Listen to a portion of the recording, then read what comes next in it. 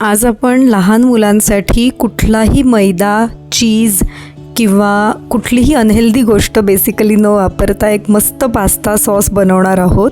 आता हा पास्ता बनवण्यासाठी पहिल्यांदा मी एकीकडे पास्ता शिजवत ठेवला आहे, आपण नेहमीप्रमाणे मीठ तेल घालून गरम पाण्यात. आणि दुसरीकडे आता आपण पास्ता सॉस बनवायला घेणार आहोत. त्यासाठी सर्वात पहिल्यांदा आपल्याला लाल भोपळा लागणार आहे. लाल भोपळ्याची सालं सोलून घ्यायची आणि फोडी करायच्या. हा असा पास्ता एवढा क्रीमी बनतो की आपल्याला चीज वगैरेची आठवणसुद्धा होत नाही.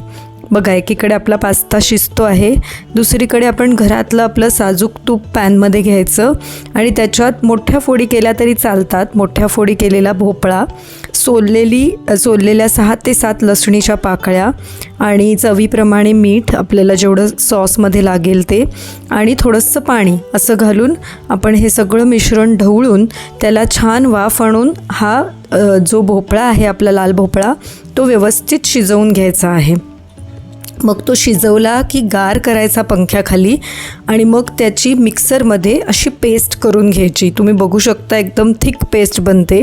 आणि यात अजून थोडंसं छान नटी फ्लेवर येण्यासाठी आपण नारळाचं दूध घातलं आहे.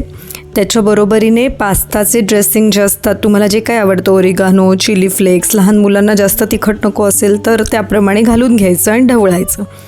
आता मी वेगवेगळ्या कलर्सच्या भरपूर भाज्या नेहमी पास्तामध्ये घालते.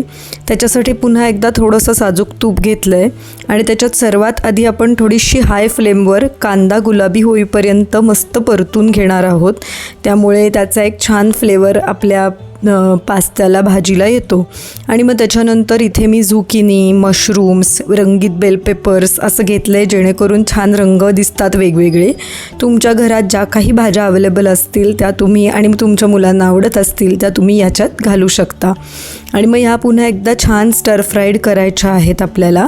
पूर्ण शिजवल्या नाही तरी चालतात, अर्धवट शिजवायच्या. आणि मग सर्वात शेवटी जो क्रीमी सॉस बनला आहे त्याच्यात छानपैकी शिजलेला पास्ता आणि आपण ह्या भाज्या ज्या शिजवल्या होत्या त्या भाज्या असं सगळं घालून शेवटी आपण मस्तपैकी सर्व करायचं आहे. तयार आहे कुठल्याही एकदम हेल्दी, पचायला सोपा आणि लहान मुलांना बऱ्याच भाज्या पोटात जातील असा हाय फायबर पास्ता.